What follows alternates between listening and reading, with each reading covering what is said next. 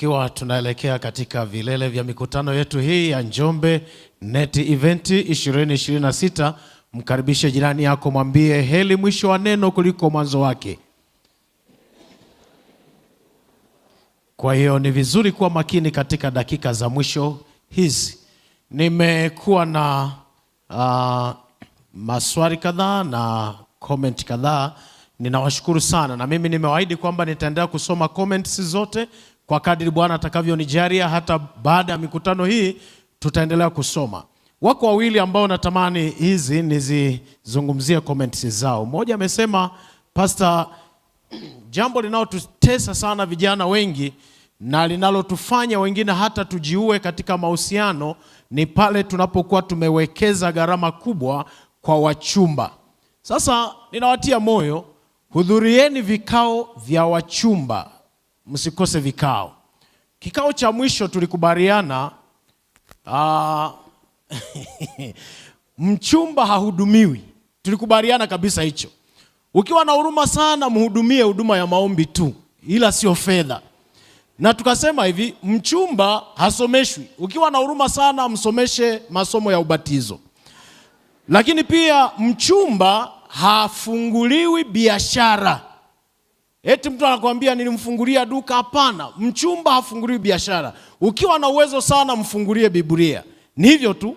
Halafu tukasema mchumba usimpe moyo. Moyo tunampa Yesu peke yake. Walionielewa semeni amina. Sasa shida mhudhurii vikao. Mwe mnahudhuria ili muelewe tulisemaje. Lakini pia nimegundua kuna vijana wengi sana ambao wameingia kwenye utapeli, na mabinti mmekubali kutapeliwa. Zamani kidogo ilikuwa inaaminika kwamba watoto wa kiume ndio wanaotapeliwa sana mali, pesa na kadhalika. Kumbe siku hizi kuna mabinti pia ambao wanatoa pesa kwa vijana wa kiume. Yaani amependa kiasi kwamba yuko tayari kumdanganya baba yake kwamba huku chuoni tunadaiwa pesa, halafu anachukua pesa anampa kijana wa kiume. Aisee wewe binti wewe. Basi tu. Sasa kuna wengine ambao wanapofikia hatua ya kuachana anaumia kwa sababu amewekeza sana fedha nyingi na kadhalika. Sasa ninawatia moyo, maumivu ya kuachana waachieni wanandoa. Sisi kwenye uchumba hatupaswi kuwa na maumivu ya kuachana. Siku kiachwa ukiwa kwenye uchumba, tafuta kakibanda ka chipsi, mwambie mhudumu aikaushe kidogo, iwe ya moto, chukua soda baridi, jipongeze kwa jina la Yesu. Unalialia nimeachwa. Umeachwa ulikuwa umeolewa. Yaani wanaolia kuachwa ni wanandoa, sio ninyi. We hauachwi. Yaani ukiona amekuacha mchumba ni sawa na kumaliza mkopo wa benki, jipongeze kabisa. Somo letu la leo linasema falme tatu katika ndoa moja. Falme tatu katika ndoa moja. Nataka niwakumbushe kwamba unapoingia kwenye ndoa usiruhusu utawala mwingine wa kuendesha ndoa yako. Tamaduni zetu za Kiafrika, wengi wanapokuwa wameoa na kuolewa wanaruhusu wazazi wao wadumishe ufalme kwenye ndoa yake. Yaani hawezi kujenga nyumba mpaka muulize baba yake. Yaani mawazo ya baba au ya mama ndio yanaendesha ndoa. Ukiwa na mwenzi wa hivyo kuna changamoto mahali fulani. Kwa sababu unapoingia kwenye ndoa wewe ni taasisi iliyokamilika. Ndio maana Biblia inasema utawaacha baba na mama na kuambatana na mke wako. Kwa hiyo unayepaswa kumsikiliza ni mwenzi wako. Halafu watatu wa kusikilizwa nitakwambia baadaye. Kwa hiyo kama kuna mtu ambaye kwenye ndoa yake alikuwa anaishi kwa matakwa ya wazazi, ulikuwa unakosea. Kwenye mikutano hii rekebisha kabisa, ni wewe na mwenzi wako. Wazazi wanaomba ushauri, lakini wasiendeshe ndoa. Walionisikia na waseme amina. Mwingine anasema baba alishanizuia, mama alishanizuia. Waefeso sura ya 5 mstari wa 21 hadi 29 anasema hali mkinyenyekeana katika kicho cha Kristo, enyi wake watini waume zenu kama kumtii Bwana wetu, kwa maana mume ni kichwa cha mkewe. Hebu wanaume ambao wanaamini wao ni vichwa, hebu wanipungie mikono. Wanaume vichwa sio vya chaja, na maanisha kichwa kabisa. Hebu wapunge mkono. Maana kuna watu walishabaki kuwa kichwa cha chaja.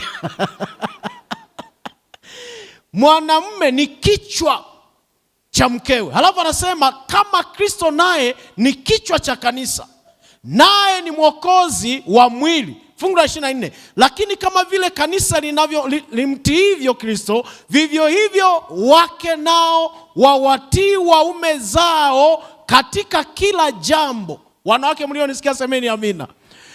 kama kanisa linavyomtii Kristo, hali kadhalika wanawake nao wawatii waume zao katika kila jambo. Enyi waume, wapendeni wake zenu kama Kristo naye alivyolipenda kanisa akajitoa kwa ajili yake. Yaani mwanaume mpende mke kiasi kwamba ende msalabani kwa ajili yake, ili makusudi alitakase na kulisafisha kwa maji katika neno, apate kujiletea kanisa tukufu lisilo na ila wala kunyanzi wala lolote kama hayo. Naomba nisonge mbele kwa sababu mafungu haya ni mengi kidogo. Maana hakuna mtu anayechukia mwili wake pote, bali huulisha na kuutunza kama Kristo naye anavyolitendea kanisa. Wanandoa, hii ni formula, ni mwongozo wa kupendana kwenye ndoa. Unapomchukia mwenzi wako umechukia mwili wako. Unapomchukia mke wako umechukia mwili wako. Kwa hiyo mpende mwenzi wako kama unavyoupenda mwili wako. Sikiliza Wakolosai. Ninyi kina baba, msiwachokoze watoto wenu wasije wakakata tamaa. Nimependa niyasome haya mafungu halafu uelewe nilichokuwa nazungumzia falme tatu. Tunapoingia kwenye ndoa, tuna falme tatu zinazotawala kwenye ndoa. Sikiliza vizuri mahali hapa. Ufalme wa kwanza ni ufalme wa baba. Ufalme wa pili ni ufalme wa mama. Ufalme wa tatu ni ufalme wa watoto. Usalama wetu kama wanandoa unategemea namna ulivyowatendea wanafamilia wakati wa utawala wako. Nisikiliza vizuri mzazi ulioko hapa. Wakati wa utawala wa baba, yale uliowatendea wanafamilia ndio ambayo utayavuna wakati ufalme wako utakapoanguka. Kwa hiyo wewe kuishi kwa furaha na amani inategemea uliwatendea nini wanafamilia wakati ulipokuwa katika utawala wako. Twende mbele kidogo. Sasa utawala wa baba ni upi? Ni kipindi ambacho watoto bado ni wadogo kabisa, na kipindi hicho baba anakuwa bado ana nguvu nyingi. Unaweza kwenda kupambana, ukalima kibarua, ukaenda kazini, una uwezo wa kufukuzana na mtoto, unampiga mpaka unashikilia mikono, unakanyaga kwa miguu. Hapo ni utawala wako, fanya uyafanyayo. Lakini katika kipindi hicho mama humsikiliza baba kwa asilimia kubwa. Halafu pia watoto humsikiliza huku wakimhurumia yeye anayeteswa na kunyanyaswa kwenye ndoa. Yaani watoto wako pale kama waamuzi, wanaangalia nyuso, nani anateswa kati ya baba na mama. Wewe unapomtendea mwenzi wako, watoto ni wadogo, wanajua kabisa kwamba mama huwa anamnyanyasa baba. Subiria tukue, atakiona cha mtema kuni. Kwa hiyo matendo unayomtendea mwenzi wako wakati watoto wakiwa wadogo wanarekodi. Na ninamshukuru daktari amesema ubongo wa mwanadamu ni kama mkanda wa video ambao unaweza kuuplay miaka 300 bila kusimama. Kwa hiyo matendo yote uliyoyatenda tangu mtoto akiwa tumboni na hata anapozaliwa waliyatunza, na utayalipa tu kabla hujafa. Mungu atusaidie sana. Kwa hiyo watoto wako pale kama waamuzi, wanasikiliza ni nani anayeonewa halafu waamue. Halafu namba 4, watoto huwa makini kwa kile unachomtendea mwenzi wako. Usitelekeze watoto wako. Nataka niwatie moyo kule vituoni na wale mlioko mahali hapa. Kuna watu ambao wanajua kuzaa na kuzalisha, lakini wakifika hatua ya kutunza wanakimbia. Ninakutia moyo, umasikini usikufanye ukakimbia familia. Na wewe uliyekimbia, rudi kwa jina la Yesu. Kwa sababu hawa watoto kwa baadaye watakuwa watu wa pekee. Tuna shuhuda nyingi za wababa waliokimbia watoto wao, baadaye wale watoto wakawa watu wakubwa, viongozi wa serikali, masio wakawa watu wenye heshima zao. Baadaye wazazi ndipo wanakwenda wasema, huyu ni mtoto wangu. Watoto wakasema, no, ulitukimbia, tuliteseka na mama peke yake, pambana na hali yako. Ninakutia moyo, ni heri ulale njaa ukiwa na watoto wako kuliko kuwatelekeza. Aliyenisikia na aseme amina. Watakusaidia baadaye. Ni sawa na wale ambao walipogundua wamezaa mara kwa mara na bado ni maskini, wakasema hapana, hatuwezi kuruhusu hii mimba ya 4 izaliwe, wakaitoa. Baadaye mkisha tajirika ndipo mnagundua kwamba tunataka sasa watoto, na wale watoto hamwezi tena kuwapata. Kwa hiyo chunga sana baba, kwenye utawala wako unafanya nini. Mioyo ya watoto hutunza kiasi, hutunza kisasi kwa yule anayemtendea mabaya mwenzi wake. Tumia nguvu zako kuwekeza mema kwa mwenzi wako. Ngoja niwaambie wababa, wanaume wenzangu, ukitaka watoto wako wakupende kwenye maisha yako, nipungie mkono kama unanisikia vizuri. Ukitaka watoto wakupende kwenye maisha yako, mpende mama yao. Yaani wanaangalia tu mama yao unavyomtendea, wala hata usihangaike, mpende mama yao. Wakishaona tu unachomtendea mama yao, wanasema yes, tuna baba mahali hapa. Lakini wanaangalia unayomfanyia mama yao, na mama anaumia, hata mama asipowaambia kabisa, hata asiposema neno lolote, watoto wanasoma uso. Mama leo ameamka uso wake una huzuni, kuna mgogoro kati ya yeye na baba. Wako pale kulipiza kisasi, na it is biblical. Katika Biblia walirithishwa visasi, kwamba hakikisha huyu mtu unamtendea hivi. Wanaume, Mungu atusaidie sana. Yale tunayotenda kwa wake zetu, watoto wanaandika. Na wanawake, Mungu awasaidie, yale mnayowatendea waume zenu, watoto wanaandika. Maana wanaoteseka sio wanawake tu, hata wanaume wapo wanaonyanyasa, wanawake wapo wanaonyanyasa waume zao. Unakuta mwanaume anahangaika, ameachiwa hapo kitoto kidogo, mama amekimbia naenda kupiga umalaya. Baadaye ukizeeka, si sasa hivi unaona kasura bado kanawaka,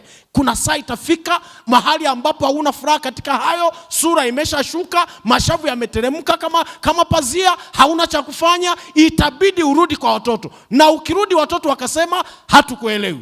Na watia moyo, wakati wa ufalme wako cheza vizuri. Namba 2 ni ufalme wa mama. Watoto wanakuwa wameshaanza kuwa wakubwa. Wa mama mlio na umri wa miaka 50 na kuendelea, mnisikilize, hii inaweza kuwa inawahusu sana.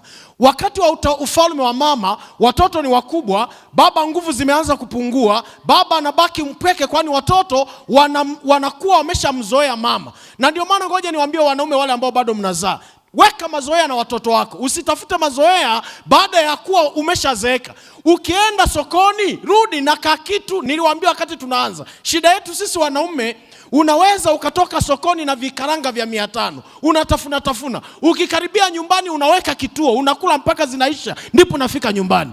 Lakini wanawake ni wajanja, akikaribia nyumbani, akigundua zinataka kuisha, anafunga kwenye kakitenge, anapelekea watoto. Wanaume, amkeni, tengenezeni urafiki na watoto kingali bado mna nguvu. Msianze urafiki baada ya kuzeeka. Ni sawa na mstaafu ambaye hajazoea biashara, eti baada ya kustaafu amepokea milioni 100 ndipo anataka afungue biashara. Jizoeze biashara kabla ya kustaafu. Kwa hiyo sikiliza, cheza vizuri mwanamume wakati ukiwa na nguvu, maana watoto huwa wanabaki wameambatana na mama. Ndio yale utasikia wanasema, mama njoo huku Arusha, mjukuu wako ana mafua. Mama anakimbia. Unadhani akifika Arusha atakula nini? Mchicha. Anatandika supu, lazima kuku adondoke. Wewe unabaki na mchicha wako hapo Chunya, sijui wapi hapo, unabaki kulia. Halafu akishafika huko unashangaa mwingine huko anasema, mama usirudi nyumbani. Hapa Tanga mkamwana wako amejifungua. Njoo mkande. Nilikuwa namwambia mke wangu, sikiliza, yani huo mchezo mimi sitakubali. Ukiitwa kwenda kumkanda mkamwana, na mimi naenda kukanda kijana wangu. Hakuna naye baki nyumbani. Kwa sababu wafundishaji wa ndoa wanasema, mama akiwa mjamzito na baba naye ni mjamzito kabisa. Mama akijifungua na baba amejifungua. Kwa hiyo wote wanahitaji kukandwa. Msibaki majumbani Kwa hiyo katika ufalme wa mama ndiye anayesikilizwa sana. Lakini sikiliza, sauti inayosikika na kuaminika wakati watoto wanapokuwa wakubwa ni ya mama. Mama akiwaambia anataka kitenge, kitakuja ndani ya dakika 1. Lakini wewe baba utafunga na kuomba, hata suruali haitakuja. Na ndio ule muda niliwaambia, wakiwatembelea wanawapa zawadi separate. Wanamuita mama jikoni, wanampa zawadi, na wewe baba anakuja sebuleni, wanakupa zawadi. Wanamwambia mama hii hapa 100,000, alafu wewe wanakupa 20,000. Na kwa sababu unajifanya una upendo, unamuita tena mke wako. Mke wangu njoo, hivi na taarifa watoto wametupatia hela. Mama anashangaa, kumbe wamewapa hela. Anasema hii hapa 20,000 itunze. Mama anakuwa na 120,000, wewe unabakiza mazagazaga tu.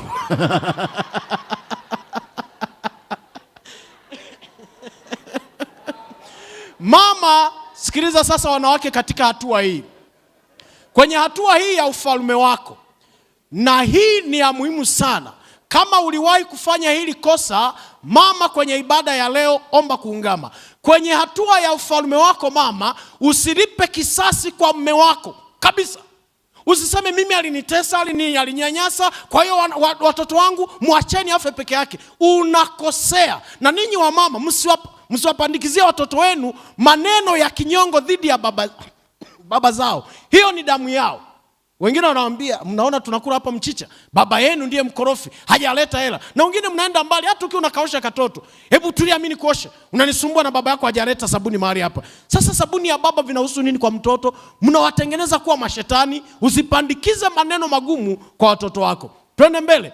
Usimtenge baba na watoto wake. Halafu simama kama kiunganishi kati ya baba na watoto wake.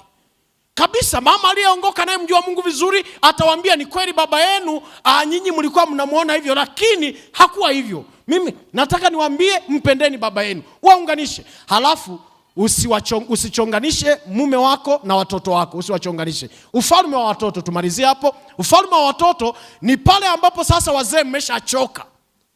Miaka ya 70, 80. Yaani hauna uwezo wote.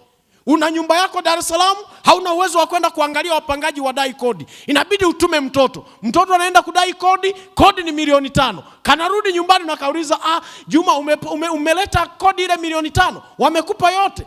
Anakwambia ndio nimepewa yote. Basi ninaiomba. Anakwambia ngoja kwanza baba twende taratibu. Nilivyofika kule nikakuta choo kilishabomoka, nimetengeneza kwa milioni. Naambia kwa hiyo imebaki milioni 4. Anaambia hapana, usio na haraka. Nikagundua lile jengo halijalipiwa kodi miaka 3, nimelipa milioni. Kwa hiyo kabaki na milioni 3. Mzee tulia. Nikagundua milango ilikuwa imeharibika, milioni. Kwa hiyo zikabaki milioni 2. Mzee taratibu, sijakata nauli. Nikakata nauli 300,000. Kwa hiyo umebaki na milioni 1.5. Hapana mzee, nililala loji. Kwa hiyo hapa nina milioni 1. Mzee unapewa milioni 1. Baadaye unasema wewe ni kijana mwenye akili, umeileta milioni hii hapa 500,000. Unampongeza kwa 500,000, anakula milioni 4.5, wewe 500,000. Hicho ndicho kipindi tunasema ni kipindi wazazi wako kwenye umri wa mbwa, wanalala chini ya meza wanasubiri mifupa. Na ndio maana ngoja niwape kodi wazazi. Usitafute urithi wa watoto ukajimaliza. Ninapambana wasikose nyumba ya kubaki nao. Unapotafuta maisha usisahau kuishi. Jipongeze. Jitoeni auti mke na mume. Vichwa vya watoto wenyewe ndo hawa wa kuachiwa urithi. Unawachia nyumba ya milioni 50, wanaenda kuiuza, wanacheza 3 mzuka.